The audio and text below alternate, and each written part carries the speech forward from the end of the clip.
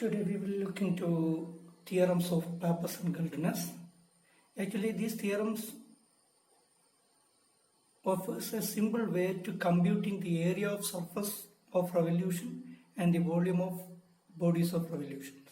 Here,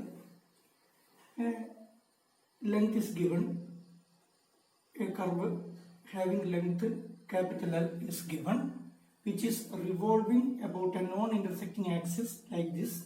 Then we will get an infinitely small area.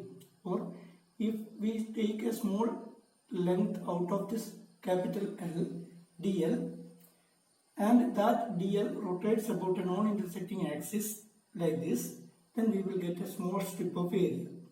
If the entire area, we can calculate the entire area generated while revolving this entire length of the curve about a non-intersecting axis using Pappus-Galdenus theorem. Similarly, we can derive an equation for the volume generated by revolving an area with respect to a non-intersecting axis using Pappus-Galdenus theorem. Then there are two theorems. First one, theorem 1. The area of surface generated by revolving a plane curve about a non-intersecting axis in the plane of the curve is equal to the product of the length of the curve and the distance travelled by the centroid of the curve while the surface is being generated. That means the theorem states that the total area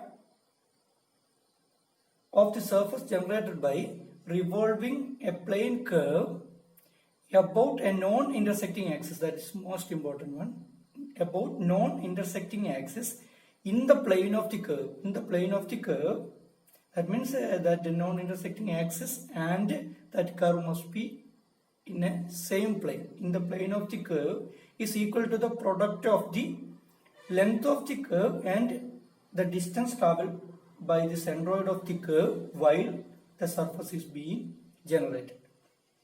Consider an element of length capital L. Here consider a curve or element of length capital L which is revolving around a non-intersecting axis xx, which is revolving about a non-intersecting axis xx.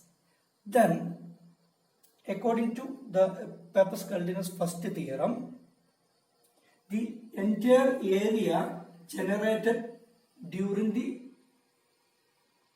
rotation of this particular curve about a non-intersecting axis is equal to, that area is equal to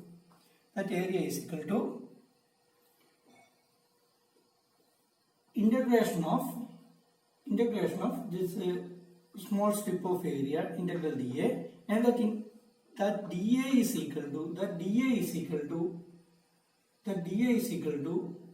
dl. It is a small distance, infinitely small distance dl, and the centroid of that dl is lying at a distance of y from this axis. Then this curve, this perimeter of the circle generated is equal to 2 pi into y into the thickness, infinitely small thickness dl. This is the small strip of area generated by the rotation of this dl along or about a non-intersecting axis xx. Then dA is equal to 2 pi y into dl. Then area, total area will become integral dA, that's equal to integral 2 pi y into dl. 2 pi y into dl, that's equal to 2 pi is a constant and integral y dl. From the equation, we know that y bar is equal to integral dy divided by integral dA. The centroid of the entire area, common centroid of the entire area is equal to integral dy divided by integral dA. This integral dA is equal to a. Then a into y bar is equal to integral dA into y. Integral dA into y. Similarly, we can say that L, total length L into y bar is equal to integral dA into dl.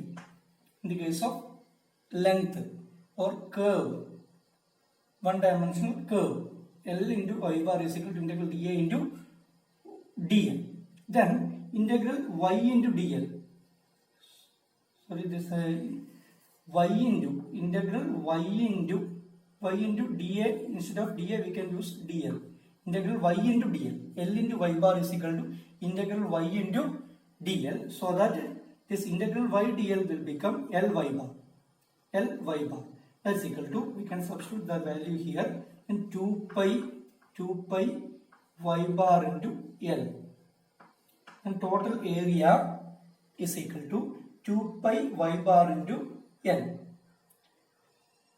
Actually, this 2 pi y bar means the distance traveled by this quantity 2 pi y bar is the distance traveled by the centroid of the entire curve during the rotation. Y bar means centroid of the y coordinate of the centroid of the entire length. Then 2 pi y bar is the distance traveled by the centroid of the entire curve during the rotation. That quantity into total length. Hence the theorem proved. Pappus-Galdinus first theorem proved. Pappus-Galdinus first theorem says that A is equal to 2 pi y bar into L. 2 pi y bar into L. Then we can discuss some problems regarding Pappus-Galdinus first theorem. Obtain the expression for an area of surface generated by the rotation of a horizontal axis at a distance r from the line. That means first question, obtain the expression for an area of surface generated by the rotation of a horizontal axis at a distance r from the line. This distance is equal to small letter r. We can easily apply the Pappus-Galdinus first theorem. While rotating or revolving this line with about a non-intersecting axis xx, we will get a surface area that is the lateral surface area of a cylinder. We can derive an expression for the lateral surface area of the lateral surface of a cylinder by applying Pappus-Galdinus first theorem. Here, the total area according to Pappus-Galdinus first theorem, that area is equal to 2 pi y bar into L. Here L is equal to capital L. Then 2 pi into y bar. This means this length is at a distance of r from this particular axis. That means the centroid of this length also at a distance of r from this axis. That means y bar is equal to r. Then we can substitute y bar as r and L. Then area is equal to 2 pi r into L. This is the equation for the lateral surface area of a cylinder. And second question, obtain the expression for an area of surface generated by the rotation of a semicircular arc of radius r. Second question.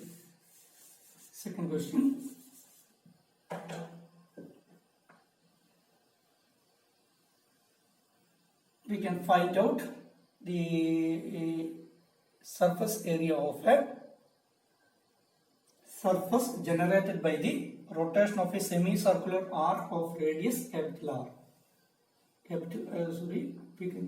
This radius is small letter r about a non-intersecting axis. Here again xx is a non-intersecting axis. Then we know that the centroid of this particular arc is at a distance or at a height of 2r by pi. 2r by pi. In the case of semicircular area, this distance will become 4r by 3 pi. In the case of a semicircular arc, we consider this arc only, then this height y bar is equal to 2r by pi. Here area is equal to area of the surface generated by revolving this semicircular arc with respect to this axis. That's equal to lateral surface area of the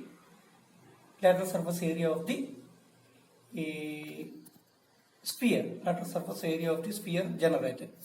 That area is equal to, according to Pappus-Guldinus theorem, 2 pi y bar into L. Here 2 pi into y bar is equal to 2r by pi into L is equal to length of this particular arc, that is equal to pi r. 2 pi r is the length of the circumference of the entire circle, and for a semicircle that will become pi r. That's equal to, we can cancel this pi, then 4 pi r square. This is the equation for lateral surface area of a sphere. We can easily derive by using Pappus-Guldinus theorem. Third one, obtain an expression for the area of surface generated when a line of length capital L revolved about an axis, one end of the line touching the axis and the other end is at a distance of r from the axis. That means here again this line having length L, one end just touching this line, not intersecting, just touching this axis xx, and other end is at a distance of r from this particular axis. We know that by revolving this particular length or this straight line about a non-intersecting axis, we will get a lateral surface area of we will get a surface which is equal to the lateral surface of a right circular cone. Then we can easily derive an equation for the area of the lateral surface of a right circular cone by using Pappus-Guldinus first theorem. Here again, that area is equal to 2 pi y bar into L, that's equal to 2 pi into y bar. Here this is the point, this point will become centroid, and this distance will become half of this distance, that's equal to r by 2. This will become y bar. Then we can substitute r by 2 instead of y bar, and L is equal to L. It's equal to pi r L. This is the equation for the lateral surface area of a right circular cone. We can easily derive this equation for lateral surface area of various figures by using Pappus-Guldinus first theorem. And the second theorem states that Pappus-Guldinus second theorem states that Pappus-Guldinus theorem in second theorem states that the volume of a body generated by revolving a plane area about a non-intersecting axis in the plane of the area is equal to the product of the area and the distance traveled by the centroid of the plane area while the body is being generated. This is just like the first theorem. Here volume, by revolving the area about a non-intersecting axis, we will get a volume. That volume is equal to 2 pi y bar into a total area. This is the statement for Pappus-Guldinus second theorem. Here again, this infinitely small area, we take an infinitely small area out of this total area, then that will become dA, and the distance of the centroid of that particular dA from this non-intersecting axis xx is equal to y.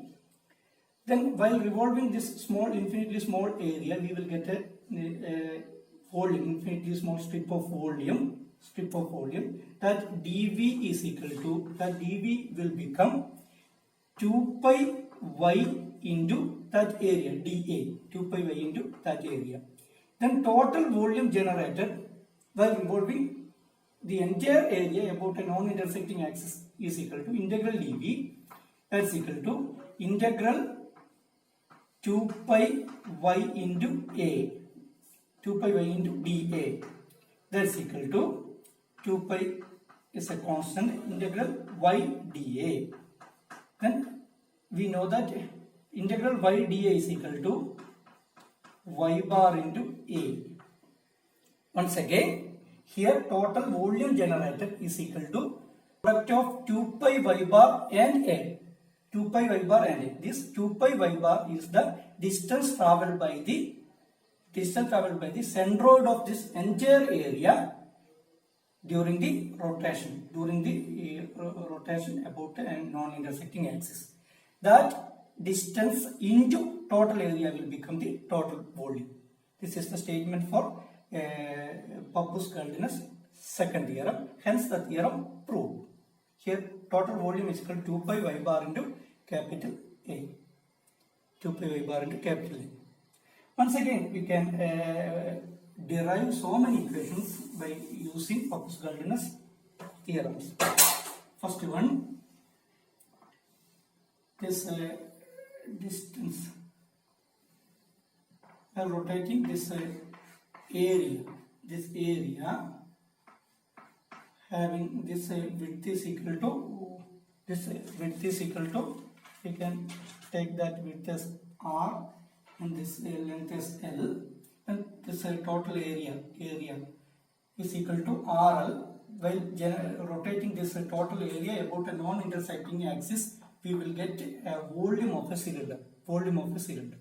We can easily derive that equation for volume of a cylinder by using Pappus-Guldner's second theorem. Here V is equal to 2 pi y bar into total A. That's equal to 2 pi into y bar. Y bar is equal to this one. This is the centroid of the entire area. Then this distance will become R by 2. And we can substitute R by 2 instead of y bar, and area is equal to RL. And this is equal to pi R square L. Volume generated is equal to pi R square L. Then next we can derive an expression for the volume generated by revolving a semicircular area about a non-intersecting axis. We will get a sphere volume of, we can calculate volume of a sphere generated. That volume is equal to 2 pi, again equation 2 pi y bar into A, that's equal to 2 pi into, we know that this y bar is equal to 4r by 3 pi, if this radius of the semicircle is equal to small r. Then 2 pi into 4r by 3 pi into area is equal to pi r square by 2. That's equal to 4 by 3 pi r cube. This is the volume of a sphere. Okay. Volume of a sphere is equal to 4 by 3 pi r cube. Next, obtain an expression for the volume of a body generated by the revolution of a triangle when its base H is in touch with the axis of the rotation and the length of the other side is R. Last one, we can rotate this right angle triangle having this length is equal to H and this length, this height is equal to R, about rotate this right angle triangle about a non-intersecting axis XX. We will get the right circular cone. We can easily calculate the volume of the right circular cone by applying Pappas-Cardenas second theorem. Here V is equal to 2 pi y bar into total area. That's equal to 2 pi into y bar. We know that this y bar, this is the centroid of the right angle triangle, and we know that this y bar is equal to at a height of r by 3. Then y bar is equal to h by 3, means here h is equal to r. Then r by 3 into this area is equal to half RH, area of the triangle. That's equal to then 1 by 3 pi r square h is the volume of the right circular cone generated. We can easily calculate other volumes also by using this Pappas-Cardenas second theorem.